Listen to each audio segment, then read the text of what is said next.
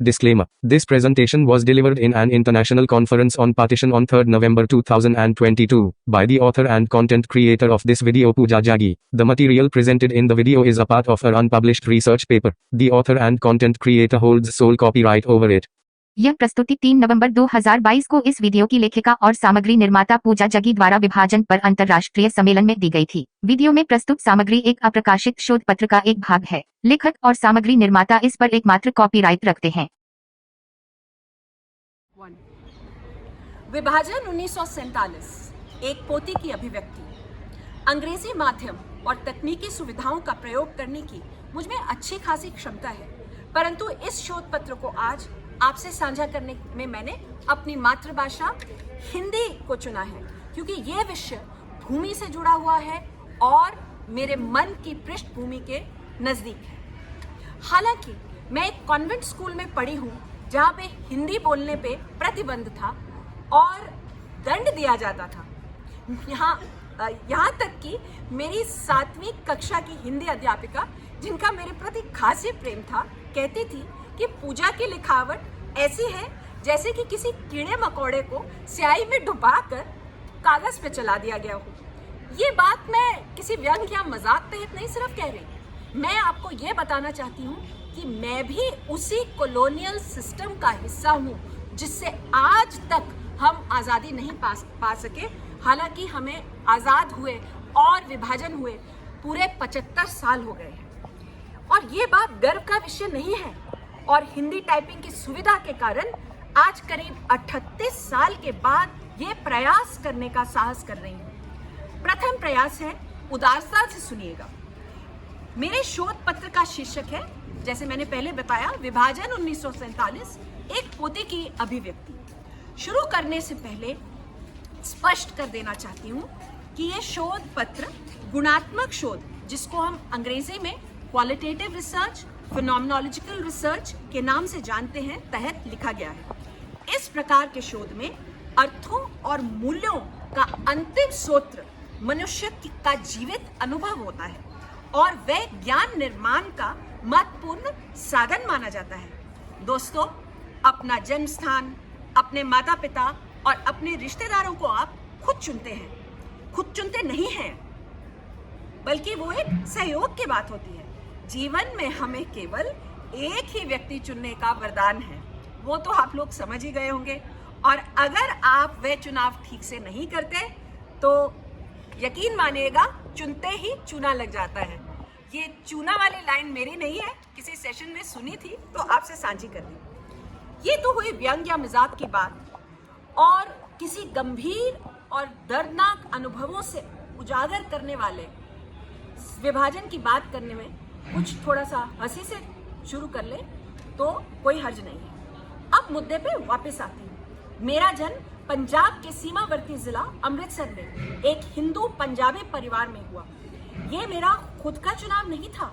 अगर इसको बदलने का मौका मुझे मिले तो मैं कभी बदलना नहीं चाहूंगी। मेरा बुनियादी सवाल ये है कि जब एक बच्चे या बच्ची का जन्म किसी ऐसे स्थान पर होता है जहां हजारों साल से हमले होते रहे हों और भारत पाकिस्तान विभाजन जैसे कई और मनुष्य को झंझोड़ देने वाले अनुभव होते रहे हों, तो क्या शिशु के विकासात्मक अनुभव भिन्न होंगे?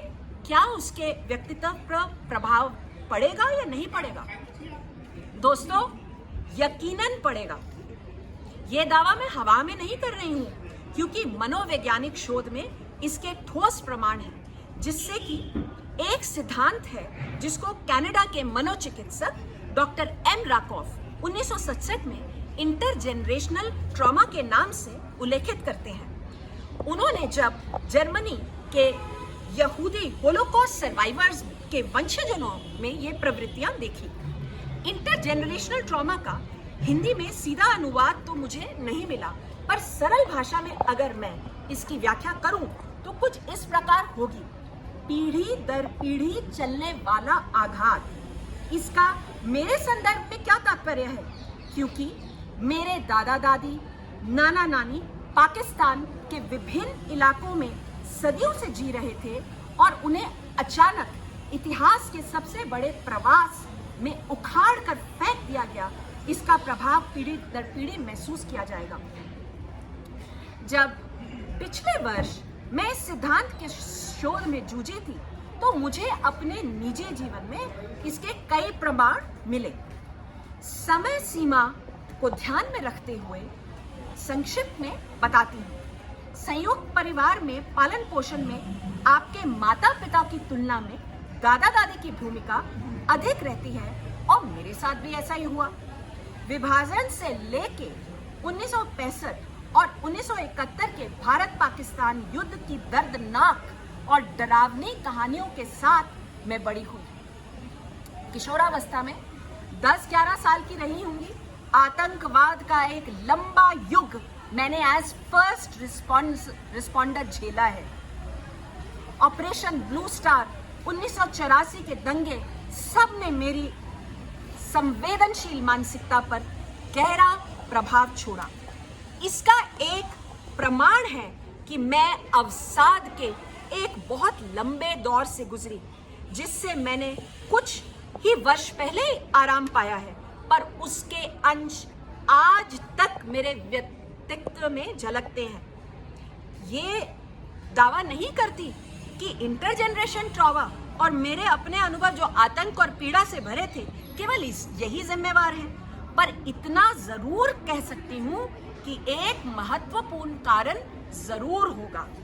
जब हाल ही में पाकिस्तान गई तो सच मानिए पहला कदम रखते ही ऐसा प्रतीत हुआ कि वह चीखें और उनकी आवाजें मेरी कानों में गूंज रही हैं, और इस अनुभव ने मुझे झंझोड़ के रख दिया। मुझे लगा कि वह सब मेरे साथ हो रहा था। गीता में कहा गया है कि कोई कर्म अपना फल दिए बिना नष्ट नहीं होता। तो जो कुकर्म तब किए गए सभी समुदायों के लोगों के साथ, न जाने कितनी सदियों तक उनके हमें परिणाम झेलने होंगे। और क्योंकि मैं एक लड़की हूँ, एक औरत हूँ, मुझे बहुत ही गहरे संरक्षण के माहौल में पाला गया, जहाँ पे बहुत रोक टोक की जाती थी। उस समय बहुत चिढ़ जाती थी, परेशान हो जाती थी, बहुत बहस होती थी दादाजी से। पर अब समझ में आता है कि जिनके जीवन भर ऐसे प्रलय जिन्होंने अनुभव किए हों, तो उनकी प्रतिक्रिया और क्या होगी।